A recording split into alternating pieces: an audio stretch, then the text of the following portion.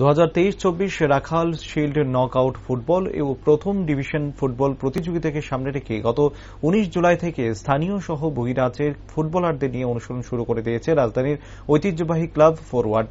গত বছর রাখাল শিল্ডের নকআউট প্রতিযোগিতায় রানার্স হওয়া দলটি এবছর চ্যাম্পিয়ন হওয়ার লক্ষ্যে নিয়ে মাঠে নামবে বলেও জানান ক্লাব সম্পাদক পার্থসারথী গুপ্ত।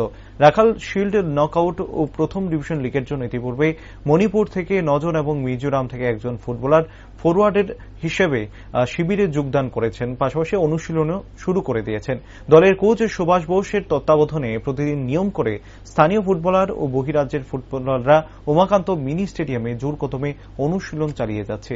সাংবাদিকদের মুখোমুখি হয়ে ফরওয়ার্ড ক্লাবের সম্পাদক পার্থসারথী গুপ্ত জানায়, আশা রাখছেন খেলোয়াড়রা ভালো খেলা উপহার দেবে। তার পাশাপাশি ক্রীড়া দর্শকরা যারা রয়েছেন তারাও তাদের খেলা দেখে আনন্দ উপভোগ করবে। 2023-24 ফুটবল লিগ এবং নকআউট দুই মুকুট জয়ের জন্য আমরা ফরওয়ার্ড ক্লাব এবার টিম করেছি। টোটাল বহিরাজ্যের 10 জন আছে, তার মধ্যে 9 জন প্লেয়ার আছেন মণিপুরের, একজন মিজোরাম, বাকি সবাই এখানে লোকাল। গতবার যারা যারা ছিল মোটামুটি সবই রয়ে গেছে, তাদেরকে নিয়েই আমরা দল গঠন করেছি।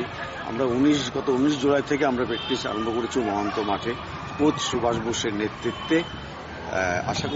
আশা করি টিম ভালোই হবে এবং ভালো ফুটবল উপহার দেবে।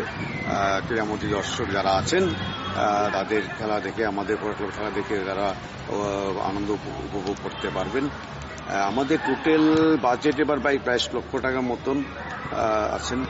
এবং আমাদেরকে যারা এই ফুটবল দল গঠন করতে যারা আমাদেরকে স্পন্সর করেন, কারণ স্পন্সররা ছাড়া এত বড় টিম করা সম্ভব না, তাদেরও আমি অসংখ্য ধন্যবাদ জানাই। আশা করি তারা প্রত্যেকবারই করে, এবারও করছেন এবং করবেন, এই আশা রেখে আমরা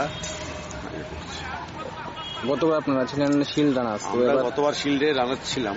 এবার আমাদের আশা রাখবো চ্যাম্পিয়ন হওয়ার লক্ষ্যে, শুধু রাখাল না লিগেও আমরা যাতে চ্যাম্পিয়ন হতে পারি সেই আশা নিয়ে আমরা দল গঠন করেছি।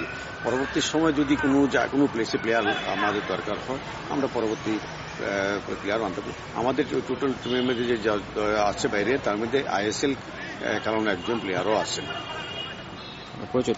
আমার পরিচয় পার্থসারথী গুপ্ত, সেক্রেটারি ফরওয়ার্ড ক্লাব।